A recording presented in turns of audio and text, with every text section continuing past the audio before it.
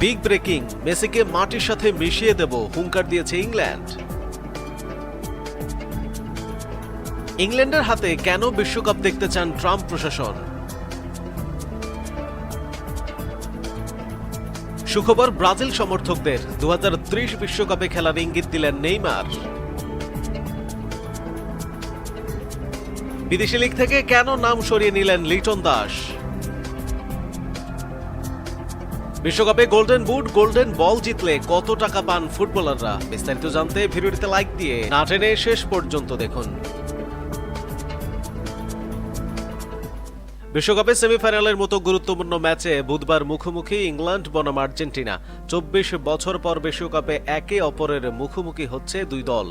বিশ্বকাপের বর্তমান চ্যাম্পিয়ন আর্জেন্টিনার মুখোমুখি হওয়ার আগে হুঁশিয়ারি দিয়ে ইংল্যান্ডের সাবেক তারকা ফুটবলার জো কোল বলেছেন, সেমিফাইনালে লিওনেল মেসিকে মাটিতে মিশিয়ে দেবে England. The rest is football নামের এক পডকাস্টে গিয়ে কোল বলেন, সেমিফাইনালে মেসিকে মাটিতে মিশিয়ে দিতে হবে, আমরা ওকে মাটিতে মিশিয়ে দেব।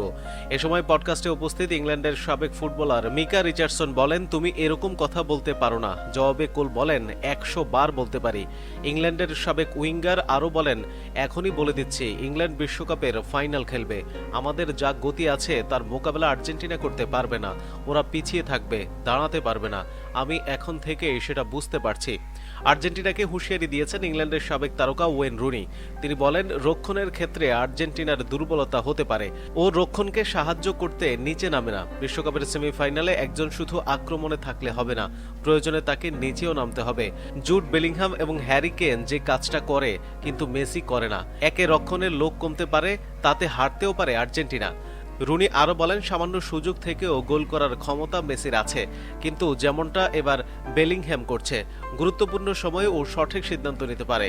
মেসিকে মার্ক করতে হলে মনোযোগ ও ডিফেন্ডারদের মধ্যে যোগাযোগ খুবই গুরুত্বপূর্ণ, নইলে ও রক্ষণকে বোকা বানিয়ে বেরিয়ে যাবে। ইংল্যান্ডের এ বিষয়ে সতর্ক থাকতে হবে। এদিকে ইংল্যান্ডের হাতে কেন বিশ্বকাপ দেখতে চান ট্রাম্প প্রশাসন?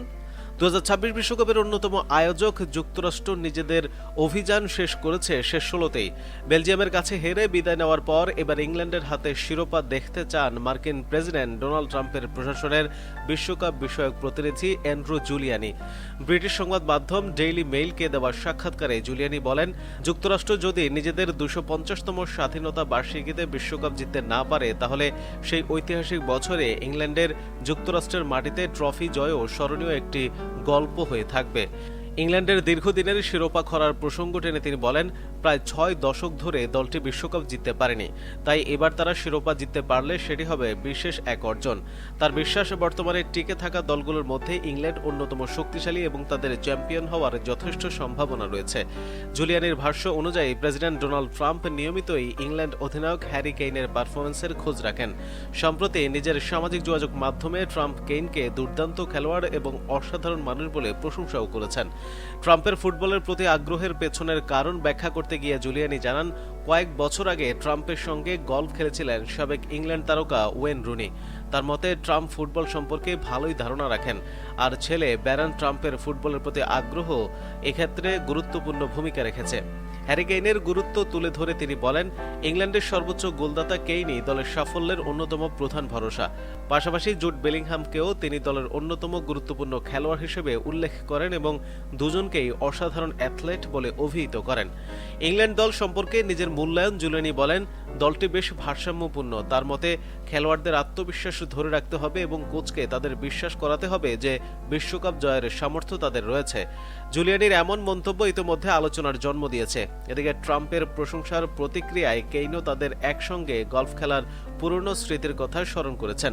2024 সালের শেষ দিকে ফ্লোরিডার পাম বিচে ট্রাম্পের আমন্ত্রণে গলফ খেলেছিলেন এই তারকা স্ট্রাইকার।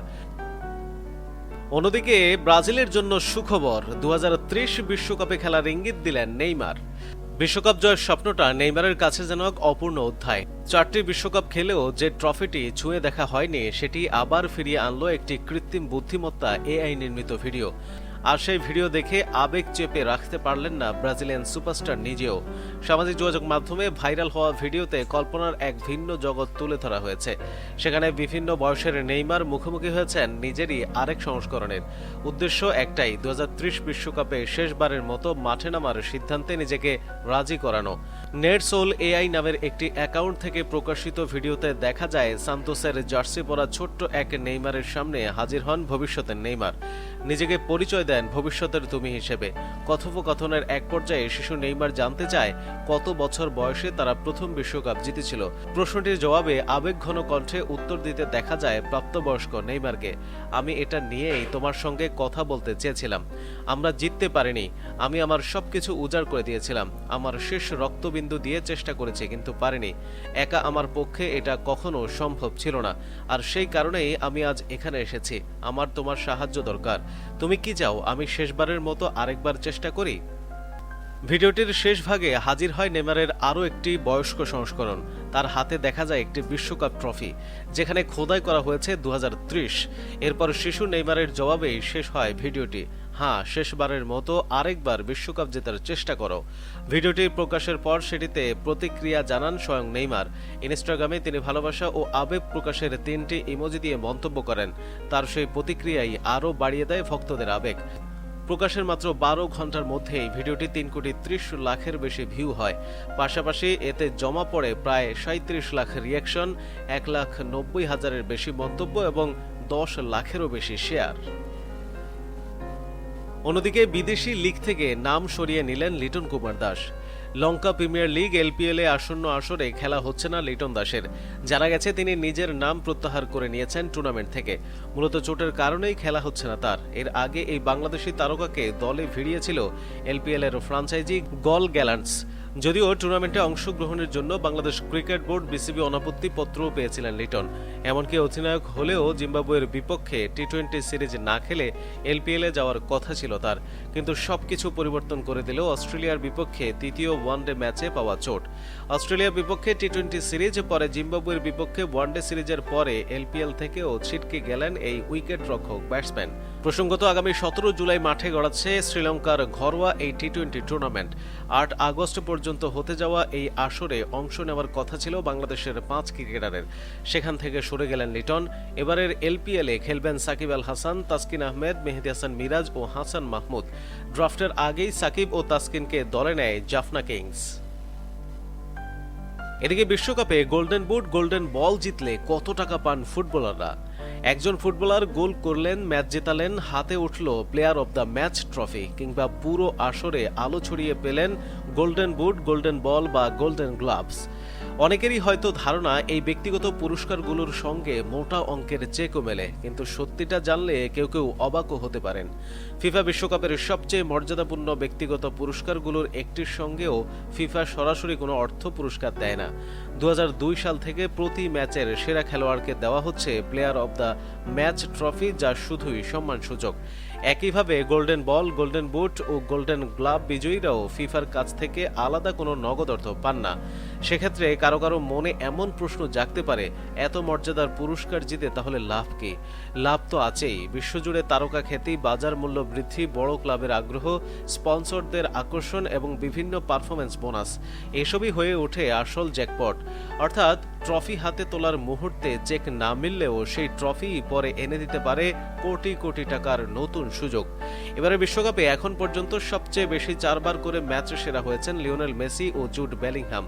সর্বাধিক ম্যাচ সেরা হওয়ার তালিকায় এরপরই আছেন কিলিয়ান এমবাপ্পে, আর্লিং হালান্ড এবং ভিনিসিয়াস জুনিয়র। এই 3 জন 3 বার করে ম্যাচ সেরার স্বীকৃতি পেয়েছেন। বিশ্বকাপে ব্যক্তিগত পুরস্কারের জন্য ফিফা আলাদা অর্থ না দিলেও দলগত সাফল্যের জন্য থাকে বিশাল অঙ্কের প্রাইজ মানি। এবার যেমন চ্যাম্পিয়ন দল পাবে রেকর্ড $5 কোটি, যা বাংলাদেশি মুদ্রায় 600 কোটি টাকার বেশি।